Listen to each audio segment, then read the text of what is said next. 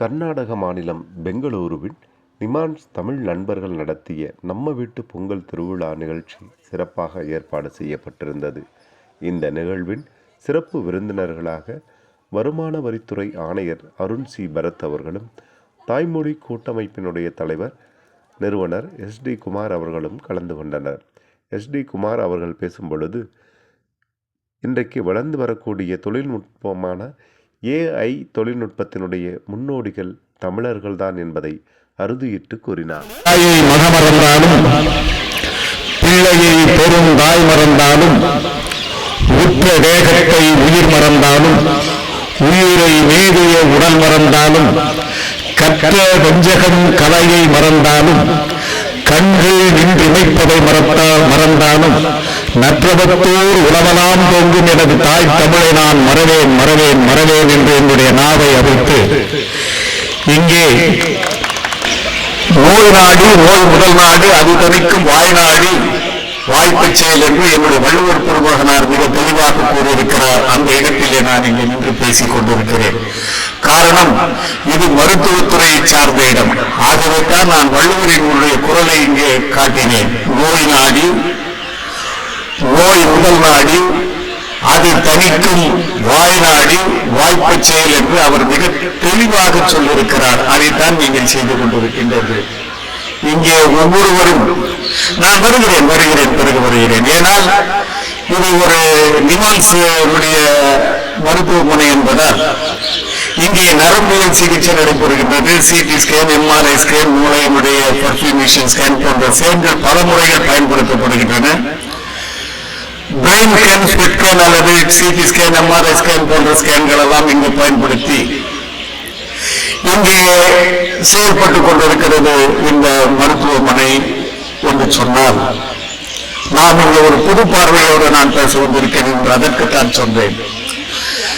இன்றைக்கு உலகம் AI என்னும் செயற்கை நுண்ணுரிமை பயன்படுத்திக் கொண்டிருக்கிறது. அப்படித்தான் இன்றைக்கு அந்த செயற்கை நுண்ணுரிமை பயன்படுத்தித்தான் இந்த சிடி ஸ்கேன்கள், MRI ஸ்கேன்கள் இன்றைய தினம் இந்த மருத்துவத்துறைக்கு இங்கே பயன்பட்டுக் கொண்டிருக்கிறது. இப்படி இந்த செயற்கை நுண்ணறிவானது இங்கிருக்கின்ற மருத்துவ செயல்பாடுகளுக்கு உலகம் முழுக்கவும் இன்றைக்கு தன்னுடைய முதலடியை பதித்து வைத்திருக்கின்றது. அதை நான் சொல்லுகின்ற நேரத்திலேயே இந்த முன்னறிவை பற்றி நான் பேச வேண்டும் என்று சொன்னால், தமிழனுக்கு 5300 ஆண்டுகளுக்கு முன்னாலேயே இரும்பு வரலாற்றை இன்றைக்கு கண்டுபிடித்து அதற்கு உரியவன் இந்த உலகத்திலே வரலாற்றிலே என்று அவருடைய முன்னறிவை இன்றைக்கு இந்த நாடு கண்டிருக்கிறது. அதாவது செயற்கை நுண்ணறிவு என்று சொன்னால், இயற்கையாக கிடைத்த அந்த இரும்பு காதை எடுத்து அதை செயற்கை முறையிலே தன்னுடைய நுண்ணறிவை பயன்படுத்தி அதை ஆயுதங்களாகவும் கருவிகளாகவும் பயன்படுத்தினானே தமிழன். அதுதான் அவனுக்கு இயற்கையிலே செயற்கை நுண்ணறிவு இருக்கிறது என்று நான் சொல்ல வருகிறேன். அது மட்டுமல்ல, 2000 ஆண்டுகளுக்கு முன்னாலே கரிகாலன் கட்டி வைத்தானே கல்லணை, அது கூட ஒரு முன்னறிவு தான். ஏனென்றால் அந்த காவிரி ஆற்றின் பெருவெள்ளத்தையே கட்டுப்படுத்தி 2000 ஆண்டுகளுக்கு முன்னால் ஒருவன் கல்லணையை கட்டியிருக்கின்றான், ஒரு அணையை கட்டியிருக்கின்றான் என்று சொன்னால், எந்த அளவுக்கு அவன் தன்னுடைய நுண்ணறிவை பயன்படுத்தியிருக்க வேண்டும், எந்த அளவுக்கு அவனுடைய அந்த அறிவாற்றல் இன்றைய தினம் வெளிச்சத்துக்கு வந்திருக்கின்றது என்பதை நீங்கள் கண்டுபிடித்து தெரிந்து கொள்ள வேண்டும். அது மட்டுமல்ல, தஞ்சை பெரிய கோவிலை எடுத்துக் கொள்ளுங்கள். 216 அடி உயரம். ஆனால் அடித்தளம் எவ்வளவு? 5 அடி. எவ்வளவு பெரிய நுண்ணறிவு, எவ்வளவு பெரிய நுண்ணறிவு என்பதை நீங்கள் உணர வேண்டும். ஏனென்றால் இயற்கையிலே தமிழனுக்கு நுண்ணறிவனுடைய செயல் தன்னுடைய மூளையிலே ஊறியிருக்கின்றது என்பதற்காக நான் இதை சொல்லுகிறேன். இன்றைய காலகட்டம் AI என்கின்ற செயற்கை நுண்ணறிவை நோக்கி சென்று கொண்டிருக்கிறது. ஆகவே தமிழன் அந்த காலகட்டத்தில் இருந்த அந்த செயற்கை நுண்ணறிவோடு சென்று கொண்டிருக்கிறார். கற்காலத்திலே கல்லாயுதங்கள் மற்றும் எலும்பு போன்ற மிருகத்தோள்களை ஆடைகளை மட்டுமே பயன்படுத்தினார். அதன் பிறகு வெண்காலம் தோன்றிய போது அந்த வெண்கல காலத்திலே, பிரான்ஸ் காலத்திலே அரப்பா மொஹஞ்சதா போன்ற பகுதிகள் எல்லாம் அதைத்தான் எடுத்து காட்டியது.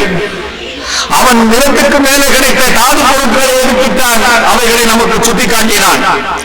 ஆனால் வளர்ச்சியின் காலம், வேகத்தின் அதிகரிப்பின் காரணமாக இரும்பு காலம் தோன்றிய பிறகுதான் மனிதன் பல்வேறு கருவிகளை தொடங்கினான், இயந்திரங்களை பயன்படுத்த தொடங்கினான்.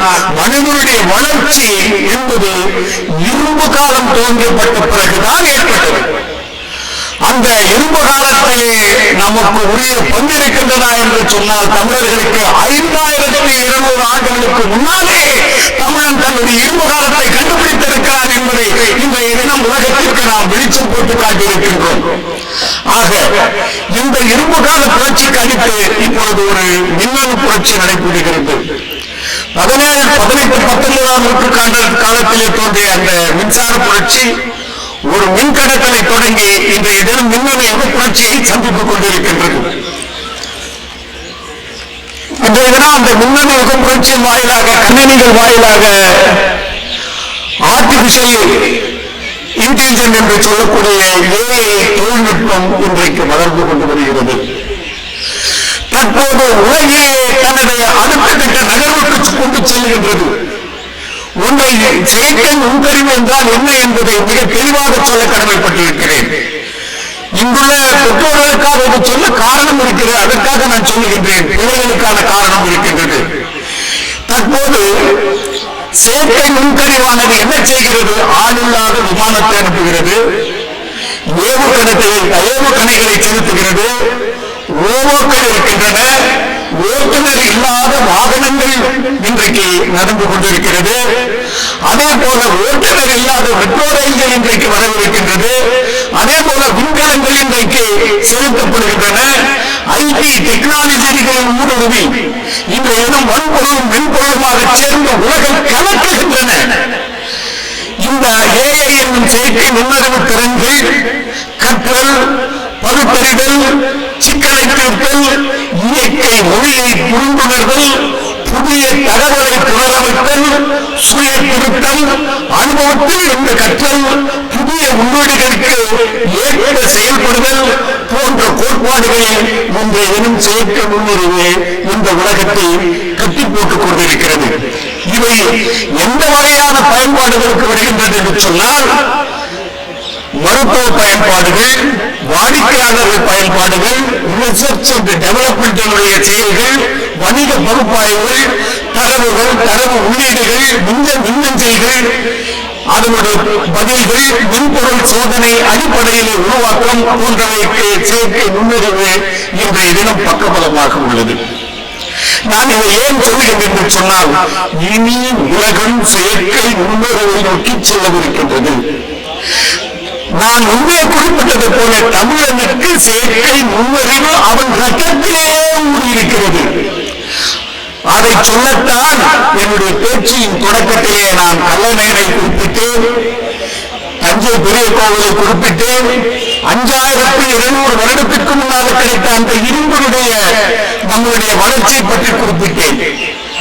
இதை சொல்லும் போது ஒன்றென்றும் சொல்லுகின்றேன், அந்த தமிழனுடைய எண்ணங்கள் எப்படி இருக்கிறது, அவன் எப்படி செயற்கை நுண்ணறிவிலே தன்னை செலுத்திக் கொண்டிருக்கிறான் இன்னமும். இதற்கு நீங்கள் வர வேண்டும் என்பதற்காக கூறுகிறேன். இன்றைய தினம் தமிழ் வழியில் பயின்ற APJ அப்துல் கலாம், மயில்சாமி அண்ணாதுரை, சிவம், வீரமுத்து, தற்போது இருக்கின்ற நாராயணசாமி உட்பட அத்தனை பேருமே தமிழ் வழியில் கல்வியை படித்தவர்கள்.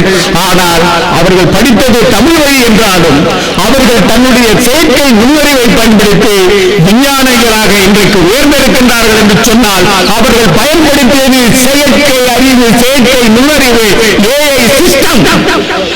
அதை உங்கள் பிள்ளைகளுக்கு நீங்கள் இனிவரும் காலங்களிலே உருவாக்க வேண்டும் என்பதற்காகத்தான் நான் என்னுடைய பொங்கல் விழாவிலே இந்த கருத்தை நான் பதிவு செய்ய ஆசைப்படுகிறேன்.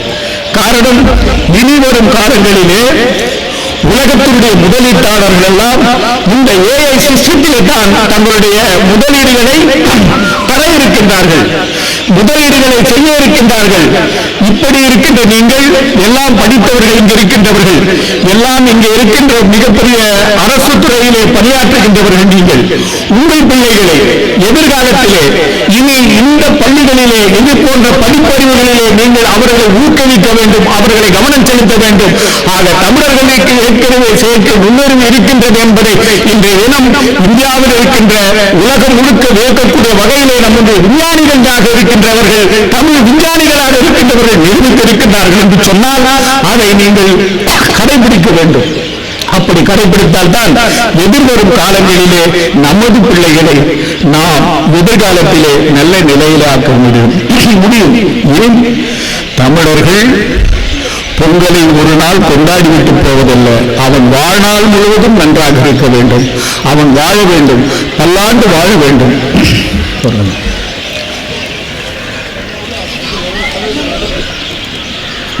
அவன் பல்லாண்டு வாழ வேண்டும். அப்படி பல்லாண்டு வாழ வேண்டும் என்று சொன்னால் புதிய தொழில்நுட்பத்திற்கு அவன் செல்ல வேண்டும். அவனை நீங்கள் ஊக்குவிக்க வேண்டும். அந்த பிள்ளைகளை நீங்கள் ஊக்குவிப்பதன் மூலமாகத்தான் தமிழன் வாழ முடியும். தமிழன் வாழ்ந்தால்தான் தமிழ் வாழும். ஆகவே உங்களுடைய சிந்தனைகளும் செயல்களையும் இனி வரும் காலங்களில் புதிய பார்வைகளை செலுத்துங்கள். தமிழர்களாக வாழுங்கள், தமிழருக்கு தொண்டு செய்யுங்கள், நாம் ஒற்றுமையை மனப்பான்மையை உருவாக்குங்கள் என்று கூறி வாய்ப்பு வழங்கிய அனைவருக்கும் நன்றி கூறி விடைபெறுகிறேன். நன்றி, வணக்கம்.